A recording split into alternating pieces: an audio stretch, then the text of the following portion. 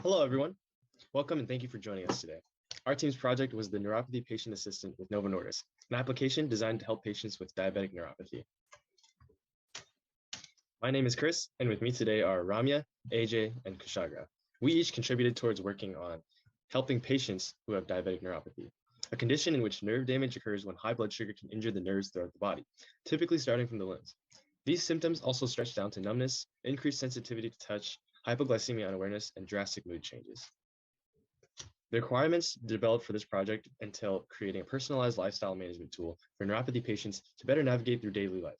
We also wanted patients to be able to see the progress and changes in their physical limitations and gather personalized recommendations to live out their lives.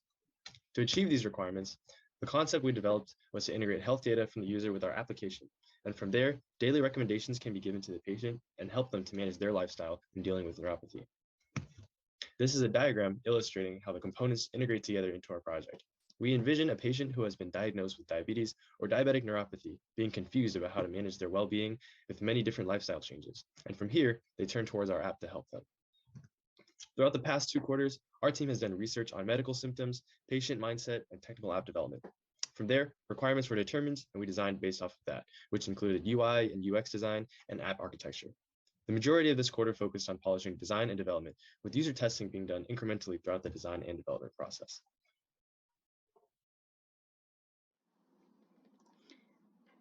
We went through the design and development iteratively. This helped us understand how it was possible to modify requirements as and when it came along, in addition to also making sure that we're taking feedback from the user tests so that our products actually help the user group that we're targeting. We finalized the requirements through stakeholder interviews and concept sketching. This allowed us to also perform better market research and user research. We went into empathizing with the users by creating user personas and storyboards. This helped us understand the crux of the actual problem. In the design, we started off by sketching initial low fidelity models of our prototype, and by also creating paper prototypes, we could test our models with the users. The feedback from the test results helped us create better high fidelity models to ensure that the work that we develop in the end actually helps the users that we're targeting. Since we realized that empathizing with the user was primary, we decided to create a user journey map which allowed us to understand their actions, their thought process, their needs, their pain points, and how they would interact with the application. Phase, where we produced ideas on features that a patient would most want to have based on patient research that we had previously conducted and analyzing each stage in navigating each phase of their diabetes. After this, we would narrow down the features after user testing and analysis to help out figure out which features we should keep and which we should toss out for future use. The first stage of this user testing analysis is storyboarding. So here we have an example of a user named Laura. Laura is very uncertain about managing her condition. She's uncertain about how to get adjusted to her new routine. So she turns to our application in order to help her manage her schedule and a new lifestyle routine.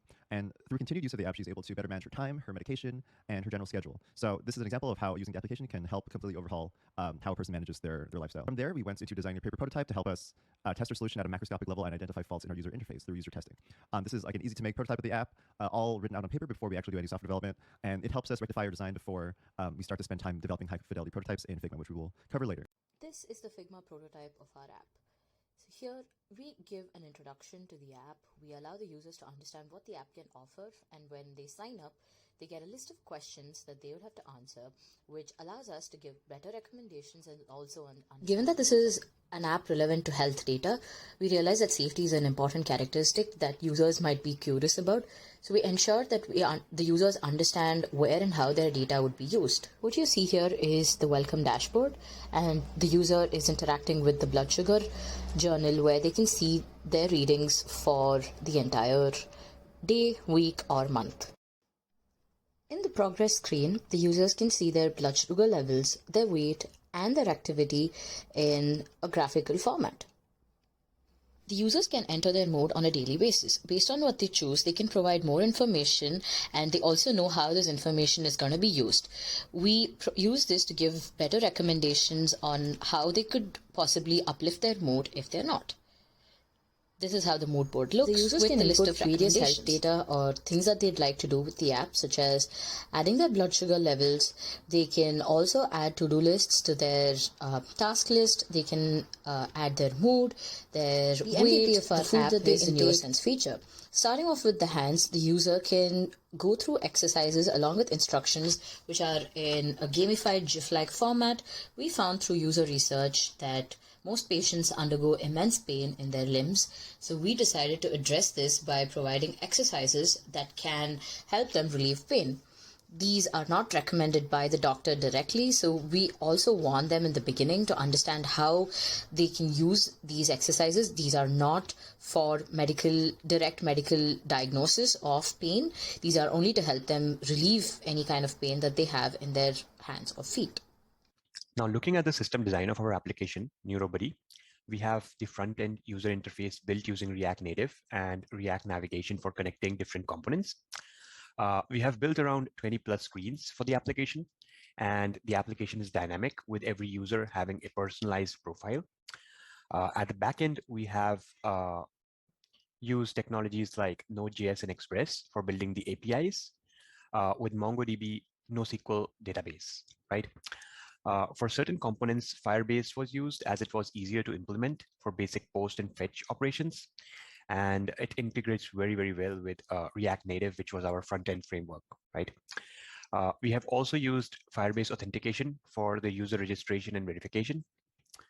Now, coming to the recommendation system, which helps users personalize the application for each user, is powered by AI and uses natural language processing model. It is coupled with basic functional analysis of the user feedback to generate recommendations for each user. The NLP model uses transformer-based fine-tuned machine learning algorithm created in TensorFlow and deployed at the backend. Finally, looking at the application, we can definitely say that some functionality such as IoT devices like smartwatches or a continuous blood sugar level system can be added in the near future to fetch data in the real time. Now, this slide shows the recommendation system. We have different streams of data that are input by the user, such as their mood for the day, the blood sugar level, and other textual feedback. In the textual feedback, the user has freedom to type anything. And we have implemented the recommendation system by separately processing the textual and the non-textual data. For the non-textual inputs, we have used basic functional formulas, such as the weighted average of the user's mood over 1 week and correlation between the mood values and the blood sugar levels, right? This is done to estimate how much impact diabetes or neuropathy has on their mood. And next, to analyze the textual user feedback, we used artificial intelligence powered model called BERT. This stands for bidirectional embeddings from transformer. The model is fine-tuned on ground truth user feedbacks and is used to derive the severity of the psychological stress on the patient or the user of the application. Finally, we aggregate the predictions from both the rule-based models and the AI system to make the final recommendations. On this slide, we kind of justify the tech stack that we have used. React Native was our obvious choice since we needed to create a platform-independent application, which was one of our requirements. So the platform-independent application should be able to work on both iOS and Android. That's why we used React Native. Most of our other tech stack, such as the backend and user authentication frameworks, were chosen because they had great open source support and they integrated extremely well with React Native, along with great support from third-party libraries and frameworks. Welcome to this Neuropathy Patient Assistant application. We will start by logging the user in, right? We can log in using the facial recognition and we start the application. And this is the first dashboard that we see, which is personalized for every user.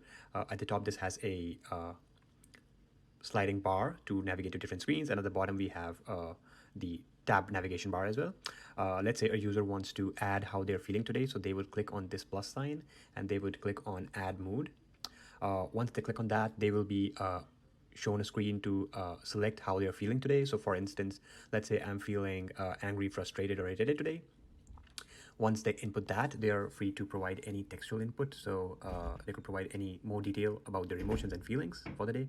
So for instance, I'm going to write here, having pain in my feet, right? And I can add that. And then they click on finish. Once they're done that, they will be brought back to the home screen. And now they can go to the mood board and check out the analytics that we've done. So if we see here, so this is the data for the user that we captured for the previous month, for the month of May and month of June. For the month of June, they have said that they're not feeling right. And based on our recommendation system, an algorithm will run that will analyze the text input that they feed in and the choices that they made, and it will take the data from the past days and also the blood sugar readings of the patient, and it will make some recommendations for the user. So for instance, right now it says that you're not feeling, we've observed that your mood has been severe consistently, so you can consult a healthcare practitioner, listen to a specific playlist that we have created for you, or go for a walk outdoors, right? So these are the recommendations that will be dependent on the mood that the user is having and the textual inputs that they have provided. Next, looking at the NeuroSense feature. So if we click on the NeuroSense feature, we will be prompted to a page where the patient can actually do some self-tests, and they could do some exercises to relieve the pain in their hands, feet, or tens. So let's start with hands. Now, when we go here, it will show us different screens where the user can will be shown some exercises, and they will be given some visual aid on that, how that exercise has to be performed, along with a few instructions and number of times that this exercise has to be repeated every day, right? And we have a bunch of different screens for the user. If they're having, they can do some tendon gliding, they can do some object pickups, and we have all the instructions for that. Yep. So that's about our neuropathy patient assistant features